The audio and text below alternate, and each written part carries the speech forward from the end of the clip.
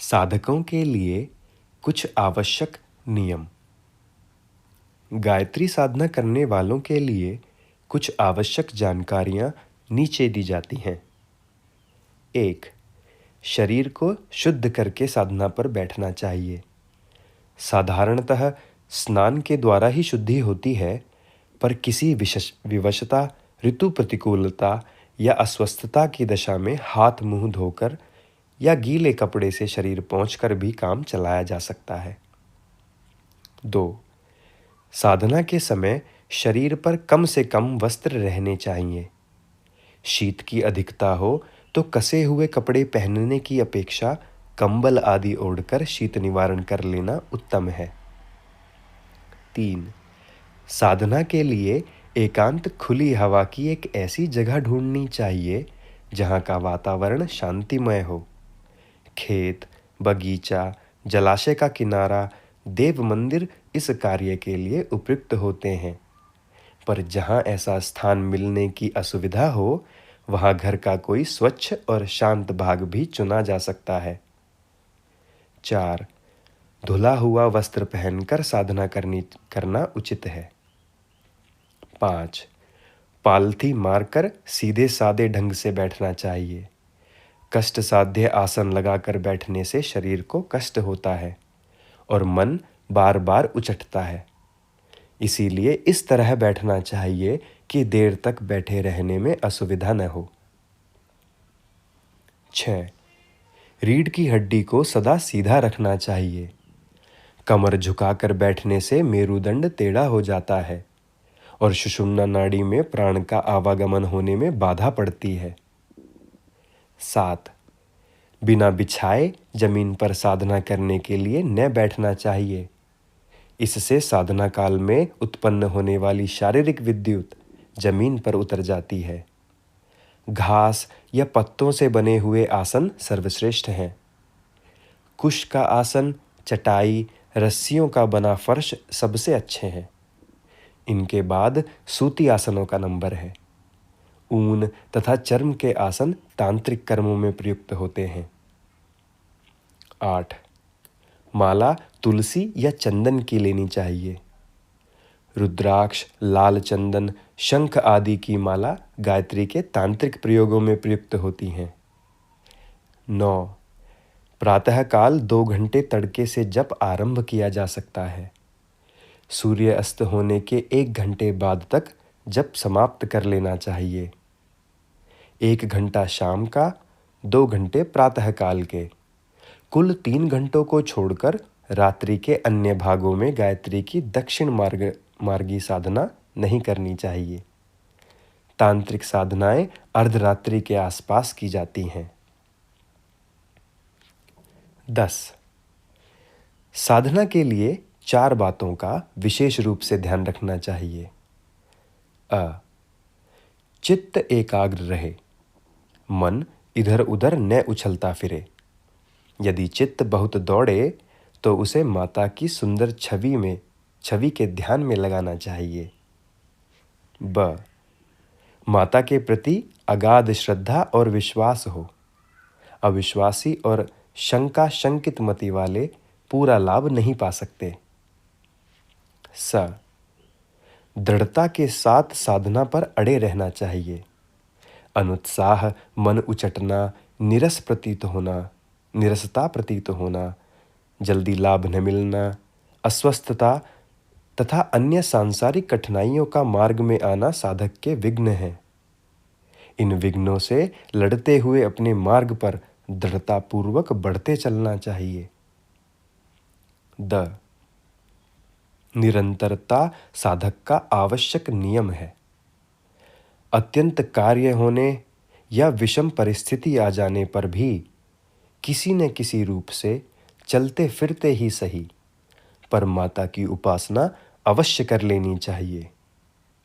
किसी भी दिन नागा या भूल नहीं करनी चाहिए। समय को रोज रोज नहीं बदलना चाहिए।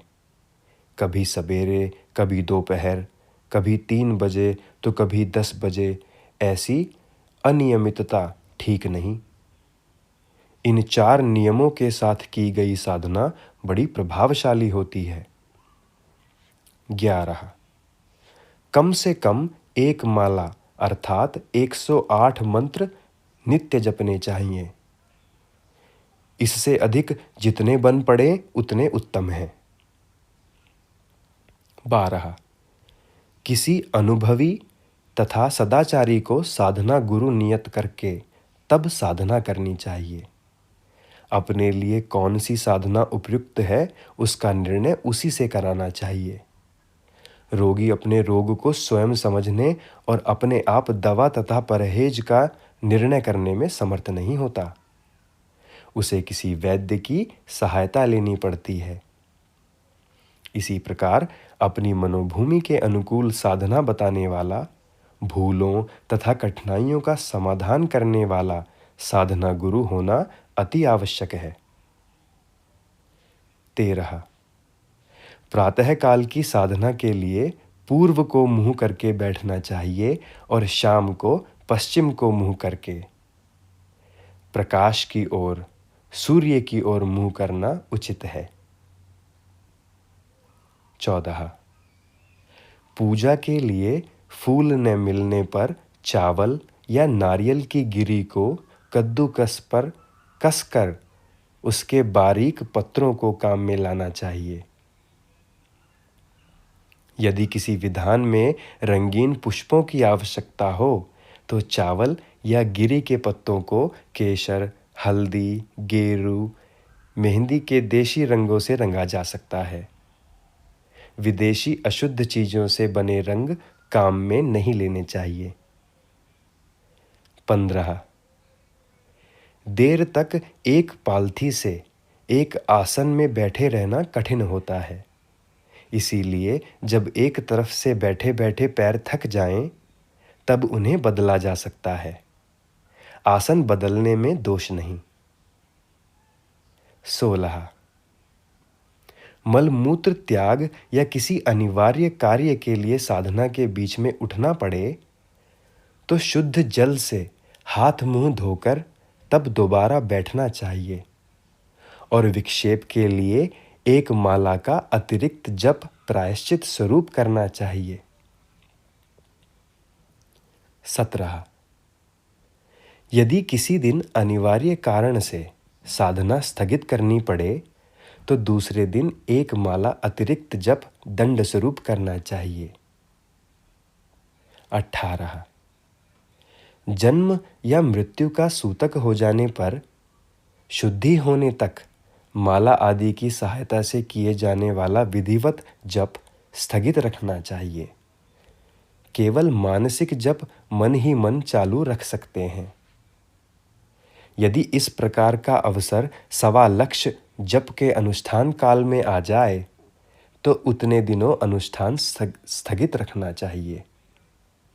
सूतक निवृत्त होने पर उसी संख्या पर से जप आरंभ किया जा सकता है जहां से छोड़ा था। उस विक्षेप काल की शुद्धि के लिए 1000 जप विशेष रूप से करना चाहिए। 19 लंबे सफर में होने, स्वयं रोगी हो जाने या तीव्र रोगी की सेवा में संलग्न रहने की दशा में स्नान आदि पवित्रताओं की सुविधा नहीं रहती। ऐसी दशा में मानसिक जप बिस्तर पर पड़े पड़े, रास्ता चलते या किसी भी अपवित्र दशा में किया जा सकता है। 20 साधक का आहार विहार सात्विक होना चाहिए। आहार में सतोगुणी, सादा, सुपाच्य, ताजे तथा पवित्र हाथों से बनाए हुए पदार्थ लेने चाहिए। अधिक मिर्च मसाले, तले हुए पकवान, मिष्ठान, बासी, बुसे दुर्गंधित मांस, नशीले, अभक्ष्य, उष्ण, दाहक, अनीति उपार्जित, गंदे मनुष्य द्वारा बनाए हुए, तिरस्कार पूर्वक दिए हुए भोजन से जितना बचा जा सके उतना ही अच्छा है। 21 व्यवहार जितना भी प्राकृतिक, धर्म संगत, सरल एवं सात्विक रह सके उतना ही उत्तम है। फैशन परस्ती, रात्रि में अधिक जागना, दिन में सोना, सिनेमा, नाच रंग आदि देखना, पर निंदा, छिद्रान्वेषण, कलह, दुराचार, ईर्ष्या, निष्ठुरता, आलस्य, प्रमाद, मद, मत्सर से जितना बचा जा सके बचने का प्रयत्न करना चाहिए। 22। यूं ब्रह्मचर्य तो सदा ही उत्तम है, पर गायत्री अनुष्ठान के 40 दिन में उसकी विशेष आवश्यकता है। 23। अनुष्ठान के दिनों में कुछ विशेष नियमों का पालन करना पड़ता है, जो इस प्रकार हैं। 1। ठोड़ी के सिवाय सिर के बाल न कटाएं। ठोड़ी के बाल अपने हाथों से ही बनाएं। 2।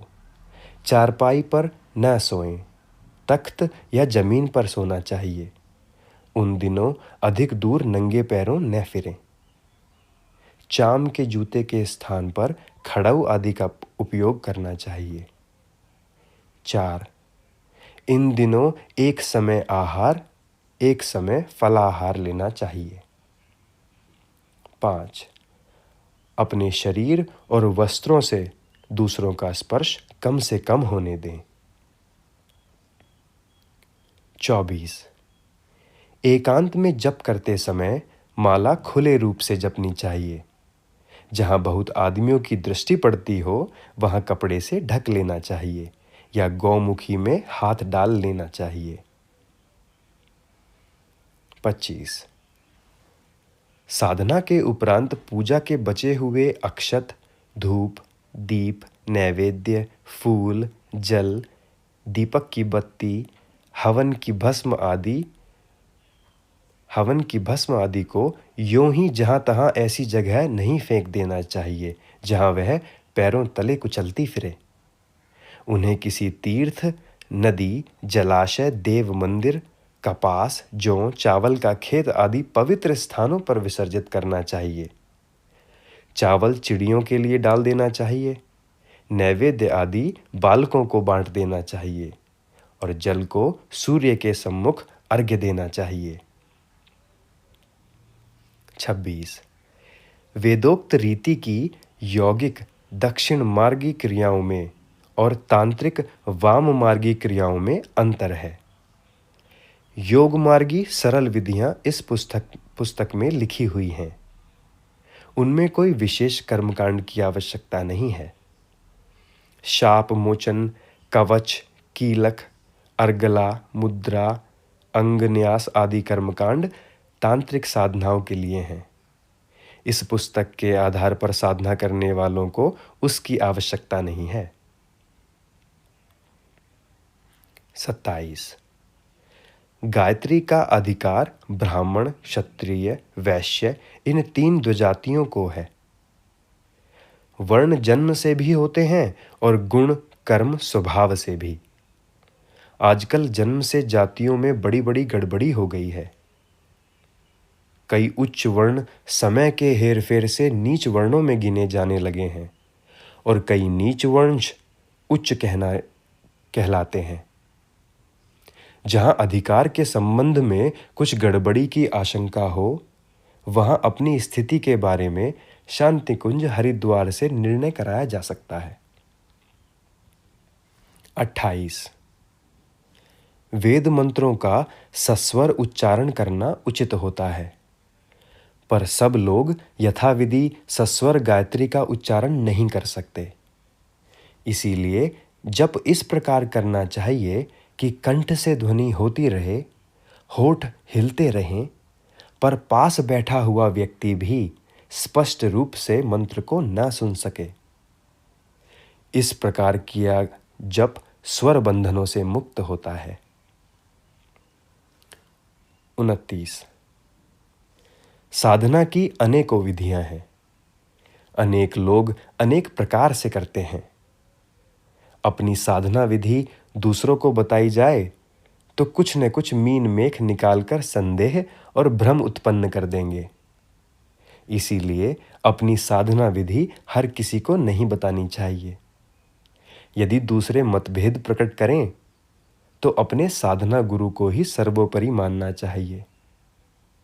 यदि कोई दोष की बात होगी तो उसका पाप या उत्तरदायित्व उस साधना गुरु पर पड़ेगा। साधक तो निर्दोष और श्रद्धा युक्त होने से सच्ची साधना का ही फल पाएगा। वाल्मीकि जी उल्टा राम नाम जप कर भी सिद्ध हो गए थे। 30 गायत्री साधना माता की चरण वंदना के समान है। यह कभी निष्फल नहीं होती, उल्टा परिणाम भी नहीं होता। भूल हो जाने पर अनिष्ट की कोई आशंका नहीं। इसीलिए निर्भय और प्रसन्न चित्त से उपासना करनी चाहिए। अन्य मंत्र अविधि पूर्वक जपे जाने पर अनिष्ट करते हैं, पर गायत्री में यह बात नहीं है। वह सर्वसुलभ, अत्यंत सुगम और सब प्रकार सुसाध्य है। हाँ, तांत्रिक विधि से की गई उपासना पूर्ण विधि विधान के साथ होनी चाहिए। उनमें अंतर पड़ना हानिकारक है। 31 जैसे मिठाई को अकेले अकेले ही चुपचाप खा लेना और समीपवर्ती लोगों को उसे न चखाना बुरा है, वैसे ही गायत्री साधना को स्वयं तो करते रहना पर अन्य प्रियजनों, मित्रों, कुटुंबियों को उसके लिए प्रोत्साहित न करना एक बहुत बड़ी बुराई तथा भूल है। इस बुराई से बचने के लिए हर साधक को चाहिए कि अधिक से अधिक लोगों को इस दिशा में प्रोत्साहित करें। 32 कोई बात समझ में न आती हो या संदेह हो तो जवाबी पत्र भेजकर शांति कुंज हरिद्वार से उसका समाधान कराया जा सकता है। 33 माला जपते समय सुमेरु, माला के आरंभ का सबसे बड़ा दाना, का उल्लंघन नहीं करना चाहिए। एक माला पूरी करके उसे मस्तक तथा नेत्रों से लगाकर पीछे की तरफ उल्टा ही वापस कर लेना चाहिए। इस प्रकार माला पूरी हो जाने पर हर बार उलट कर ही नया आरंभ करना चाहिए। अपनी पूजा सामग्री ऐसी जगह रखनी चाहिए जिसे अन्य लोग अधिक स्पर्श न करें।